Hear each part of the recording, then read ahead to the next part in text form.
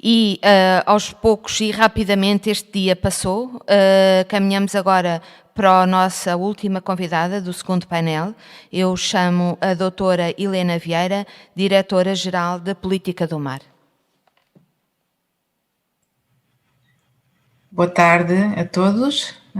Obrigada pelo convite. Estão-me a ouvir bem? Sim, perfeitamente. Sim. Eu vou compartilhar um conjunto de poucos slides que preparei apenas para seguir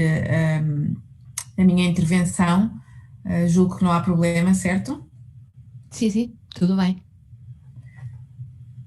Gostava apenas de saber se estão a ver a apresentação. Ainda não, estamos só a ver que iniciou o compartilhamento da tela. Quando conseguirem ver, agradecia que me informassem. Já conseguem Agora ver? sim. Pronto. Antes de mais, muito boa tarde. Muito boa tarde, não sei se a senhora Ministra da Modernização do Estado e da Administração Pública ainda está, senhor Eurodeputado, senhores Presidentes da Câmara Municipal de Ovar, da Guarda, do Fundão, excelentíssima senhora Presidente da Câmara de Comércio da Região das Beiras, senhores colegas de painel e oradores da manhã. Quero agradecer o convite que me foi dirigido para participar neste fórum em representação do senhor Ministro do Mar. Aqui durante a minha intervenção, o tema deste segundo painel era focado em hubs de inovação e uma aplicação a territórios de baixa densidade, e é um tema que nos é particularmente caro no Ministério do Mar, como verão no decorrer daquilo que aqui vos venho contar. Esta minha intervenção pretende juntar um pouco este olhar para a transição digital e, como tal, não podia deixar de mencionar a nova Estratégia Nacional para o Mar 2030, aprovada em Conselho de Ministros no passado dia 6 de maio, que é o instrumento de política pública que vai nortear o nosso rumo para o oceano na próxima década e que será cada vez mais digital. Peço desculpa que agora estou a tentar mudar aqui os slides, ok. Neste contexto, a Estratégia Nacional para o Mar reflete a visão do Ministério do Mar em diferentes setores que compõem aquilo que é a economia do mar, apostando claramente no conhecimento científico,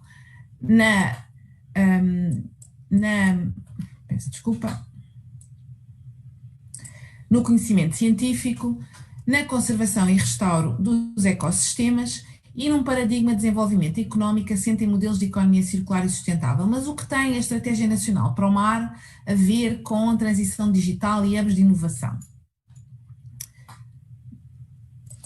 Nesta Estratégia Nacional para o Mar, nós englobamos, consideramos, à semelhança daquilo que são alguns documentos orientadores internacionais, como a Agenda 2030 e o Pacto Ecológico Europeu, ou o Green Deal, consideramos 10 objetivos estratégicos, que estão representados neste círculo e que estão aqui descritos lateralmente, e 13 áreas prioritárias de intervenção que vão contribuir para conseguirmos atingir as metas, que são 34, para estes objetivos estratégicos. Gostaria aqui de chamar a atenção para um objetivo estratégico em particular, que é o objetivo estratégico 9. Este objetivo estratégico 9 chama-se incentivar a reindustrialização e a capacidade produtiva e digitalizar o oceano. Portugal e a Europa, em geral, têm ficado, como todos sabemos e como todos sentimos na pele, desprovidos de capacidade produtiva de base industrial, com deslocalização de grande parte daquilo que era a capacidade de produção para outras geografias para fora de Portugal. Esta reindustrialização é uma aposta estratégica que se afigura necessária à Europa e a Portugal, e achamos nós, e temos dados que o comprovam, que a economia do mar deve ter um papel de relevo neste processo, adotando novos princípios e novos modelos de negócio, não fazendo mais do mesmo apenas, apelando a setores quer tradicionais, quer emergentes, captando também mais investimento estrangeiro para Portugal e evidenciando-se a economia do mar como um ativo estratégico para a internacionalização e a resiliência nacionais. Por outro lado, esta Estratégia Nacional para o Mar também foi beber daquilo que são as estratégias de especialização inteligente, nacional e regionais, aqui tão importantes para o desenvolvimento das regiões, e que evidenciam a economia do mar como uma área de elevada exigência e relevância nos diferentes territórios. Devemos, por isso, continuar a promover a clusterização nesta área, e também o ordenamento do território, designadamente em torno de portos comerciais e de pescas, nas zonas costeiras, mas também promovendo um novo conceito de território alimentar, na junção ou na interface entre aquilo que é a agricultura e a aquicultura, porque as fronteiras estão cada vez mais tenues. Por exemplo, cultivar macroalgas é agricultura ou é aquicultura? Só com este mindset poderemos potenciar a inovação e o desenvolvimento, o patenteamento de novos produtos e o desenvolvimento tecnológico de novas soluções, novos investimentos e o acesso facilitado ao mar e àquilo que são os seus recursos. Portugal é reconhecido como tendo uma forte capacidade interna de engenharia em diversas áreas, e já aqui foi mencionado pelos oradores anteriores e tivemos alguns exemplos até. Esta capacidade de engenharia tem diferentes aplicações em diferentes setores industriais da economia do mar. Tem em especial, Portugal, um histórico e capacidade reconhecidos na engenharia naval e metalúrgica e nas indústrias de transformação do pescado. Por outro lado, os setores emergentes da economia azul, como a biotecnologia azul, a engenharia oceânica, com fortes desenvolvimentos, por exemplo, na robótica submarina, nos sensores, nas telecomunicações, nas tecnologias de informação com recurso à inteligência artificial, até as tecnologias espaciais que são utilizadas para a observação do oceano, incluindo tecnologias de comunicações por satélite, as novas formas da aquicultura, a cadeia de valor, toda ela das energias renováveis, onde Portugal tem de facto demonstrado uma capacidade elevada de inovar, e ainda setores ligados a recursos marinhos não vivos, como por exemplo o sal e a própria desalinização, poderão representar no futuro grandes oportunidades para uma nova era industrial e produtiva nacional. A valorização destas competências e propostas de valor deve ser orientada aos mercados externos e em linha com aquilo que será 2030. Neste sentido, gostava de destacar apenas alguns números sobre a economia do mar em Portugal. Na União Europeia, Portugal está entre os Estados-membros em que a economia do mar mais importância tem ao nível do bolo da economia nacional. Os resultados da conta satélite para o mar, as estatísticas oficiais do Instituto Nacional de Estatística, mostram que a economia do mar tem sido muito resiliente, mesmo em períodos adversos, crescendo a um ritmo bem mais acelerado que a restante economia nacional, cresce mais ou menos ao dobro do ritmo da economia nacional, e que o valor gerado pelas empresas, portanto o VAB e o PIB, tem aumentado de forma consistente, assim como o valor das exportações da economia do mar. Hoje, a economia do mar representa 5,1% do PIB, 5,4% do VAB e 4% do emprego, além de 5% das exportações nacionais. A reindustrialização do país, baseada na economia do mar, deverá refundar, por um lado, a maritimidade de Portugal, numa lógica moderna que é assumida em que é assumida a necessidade da mesma ser inclusiva, integradora de inovação e desenvolvimento, de se basear, como tanto referimos aqui nesta tarde, em capital humano de excelência e altamente qualificado, mas também ser seguidora de critérios ambientais, assentes em conceitos de economia circular e eficiente, muito eficiente no uso dos recursos. Por outro lado, quando falamos de reindustrialização, devemos também pensar nas preocupações estratégicas, cuja importância ficou muito patente com as disrupções globais em alguns segmentos críticos da nossa economia que foram provocados pela pandemia Covid-19, nomeadamente ao nível do tráfego marítimo internacional e do papel que este teve e tem no fornecimento global de bens essenciais, e julgo que todos nós nos lembramos ainda muito bem do impacto destes incidentes. Na era digital, a desmaterialização de procedimentos no que respeita às atividades no mar contribui não só para a sua promoção, uma vez que simplifica e acelera os processos administrativos associados, mas também para o desenvolvimento de novos setores. São bons exemplos disto a janela única logística e o balcão eletrónico do mar, cujo leque de cobertura importa ainda aumentar. A digitalização das atividades associadas ao mar contribuirá também para manter e atrair os cidadãos e o tecido produtivo para as atividades tradicionais e emergentes do meio marinho, atentas às boas práticas e às orientações nacionais no campo da cibersegurança, porque maior digitalização também implica outro tipo de ameaças. A digitalização e a disponibilização livre de dados do Fundo Oceânico e da coluna d'água no Portal Nacional de Dados Abertos à Administração Pública permitem a inspeção pela sociedade nos interesses da saúde e bem-estar, da produtividade e da inovação económicas e literacia do oceano. Por outro lado, o uso de ferramentas de intelligence competitiva servirão também como novos instrumentos de análise de mercado e estarão na base de novos produtos e serviços em prol da economia do mar. Como é do conhecimento público, desde março de 2020 vivemos tempos muito particulares com o efeito da pandemia Covid. Nesse sentido, por essa razão, o Plano de Recuperação e Resiliência português representa certamente um dos documentos políticos mais marcantes e decisivos do nosso tempo e que tem sido alvo de muita participação pública e debate. Assim, este plano está construído sobre 3 grandes áreas de política: a dimensão resiliência, a dimensão transição climática e a dimensão transição digital, que é, à luz deste fórum, um dos temas aqui em debate. O mar, a componente mar, componente 10, está aqui incluída na transição climática. Nesse contexto, queria-vos apresentar um pouco o que é esta componente, que foi trabalhada com grande afinco pelo Ministério do Mar e pela equipa da Direção-Geral de Política do Mar. Assim, começo por referir que esta componente mar, mesmo tendo sido integrada na dimensão de transição climática, inclui um foco muito evidente em processos de digitalização, pelo que poderia também estar integrada na dimensão transição digital, mas, por outro lado, inclui também uma grande componente de resiliência e de construção para o futuro. Portanto, poderia também estar incluída na componente resiliente.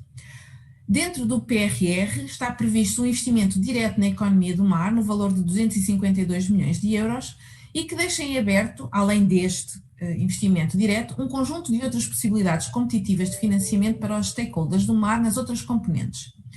Fazendo uma ligação direta entre o PRR e a Estratégia Nacional para o Mar, aquilo que está desenhado aqui nesta componente assenta em grande medida nos objetivos estratégicos da estratégia número 2, emprego e economia azul, circular e sustentável, número 3, descarbonização da economia, número 4, sustentabilidade e segurança alimentar, número 7, conhecimento científico, tecnológico e inovação, e número 9, reindustrialização, de que já vos falei. A propósito da digitalização, gosto sempre de lembrar que, se a pandemia nos trouxe tantos problemas e limitações, também existem processos que avançaram em média 8 anos em termos de desenvolvimento,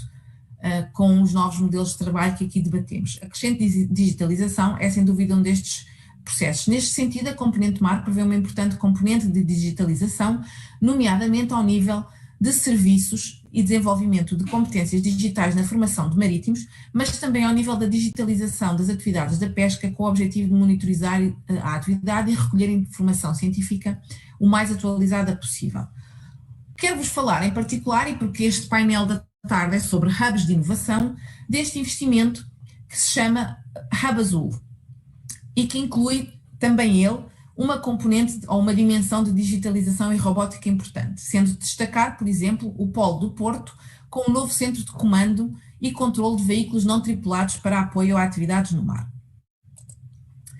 A visão da componente mar do PRR está de resto em perfeita sintonia com a visão da Estratégia Nacional para o Mar, focando na construção de uma economia do mar mais competitiva, mais coesa, mais inclusiva e também mais descarbonizada e sustentável, capaz de aproveitar as oportunidades decorrentes da transição climática e digital. Alinhado com estes princípios, a componente mar vai contribuir para o reforço do potencial produtivo em todo o território, procurando garantir condições de sustentabilidade e competitividade. Destes 252 milhões, a distribuição que podem ver aqui neste slide diz que 87 milhões são para a construção deste Hub Azul. Assim, é importante referir novamente que a economia do mar e todos os agentes da economia do mar, desde as universidades aos centros de interface, às startups, às pequenas e médias empresas e às grandes empresas, eles não vão beneficiar apenas desta componente. O PRR inclui mais 20 componentes, algumas delas dedicadas, por exemplo, a capitalização e inovação empresarial, qualificações e competências, infraestruturas, descarbonização da indústria ou empresas 4.0, tudo áreas onde a economia do mar pode e deve aproveitar os concursos competitivos. Assim, a componente mar propõe-se a atingir 6 objetivos gerais. São eles ligados à descarbonização e apoiar a transição climática na economia do mar, nomeadamente através do desenvolvimento de novos produtos e serviços mais eficientes do ponto de vista energético e com uma pegada de carbono mais baixa, promover o desenvolvimento tecnológico e produtivo e a reindustrialização da economia do mar, com maiores sinergias entre as áreas emergentes, mas também a ligação entre estes setores e o tecido científico nacional.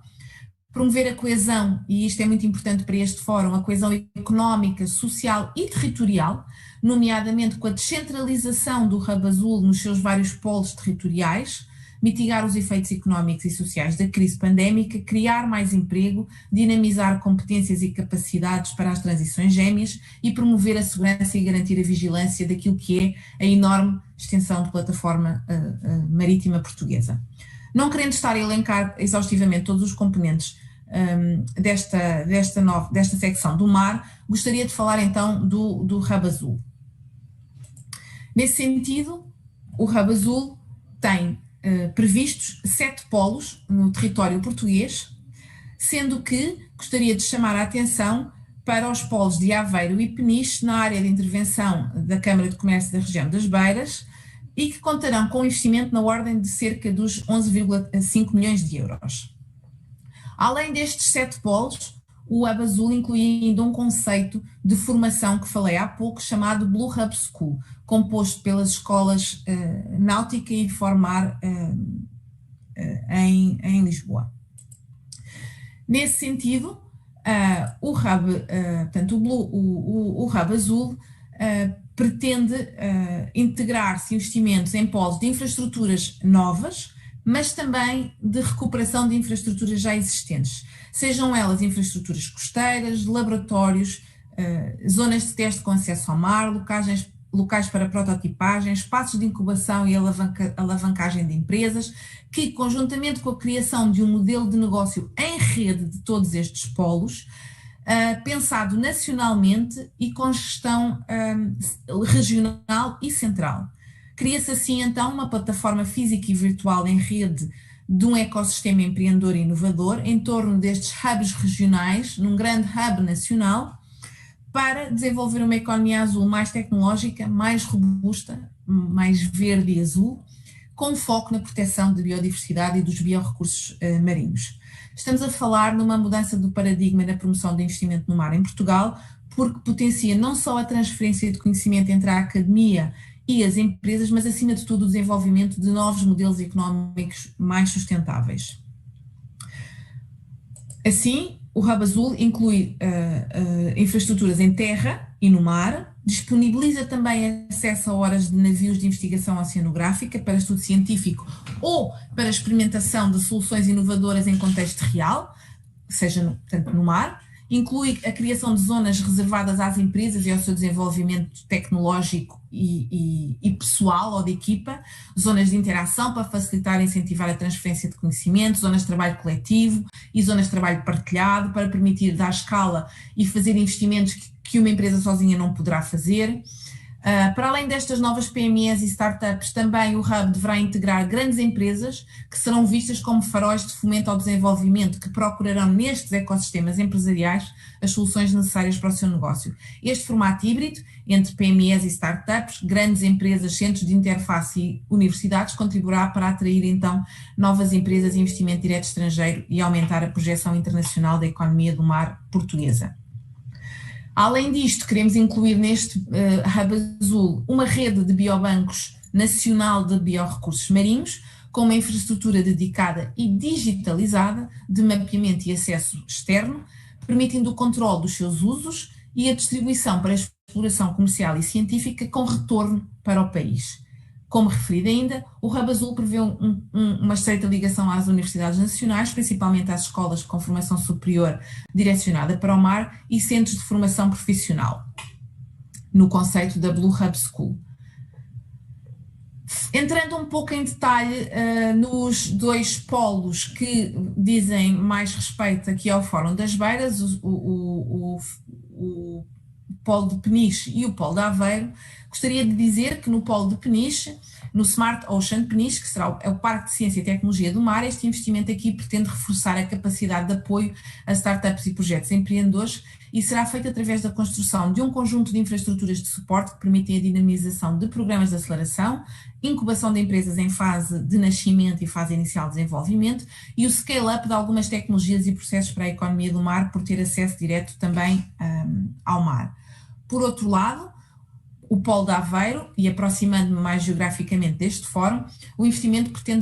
prende sobretudo com a instalação do CITAQUA, Centro de Inovação e Tecnologia em Aquacultura, a instalar junto ao Ecomar no Porto de Aveiro, dotando a região e também o país de uma unidade onde podem ser testadas soluções inovadoras para uma aquicultura sustentável e diferenciada. Soluções essas que, dentro do conceito do Hub Azul, poderão ser mais facilmente transferidas para o setor produtivo regional e nacional e, claro, fomentem também a internacionalização dos novos produtos. Em suma, estes dois polos consolidam a economia azul com um foco de desenvolvimento para a economia local e regional em cada um dos polos, em linha com uma rede nacional, dão também igualmente um contributo ao desenvolvimento de um ecossistema nacional para a economia azul que se pretende consolidado. É este, aliás, um dos grandes objetivos da componente mar no plano de recuperação e resiliência, promover a coesão económica, social e territorial, tendo o mar como grande impulsionador. Nesse sentido,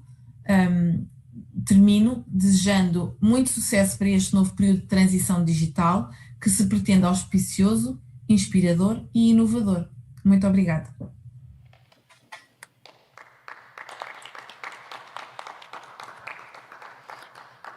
Obrigada, agradecemos a presença da doutora Helena Vieira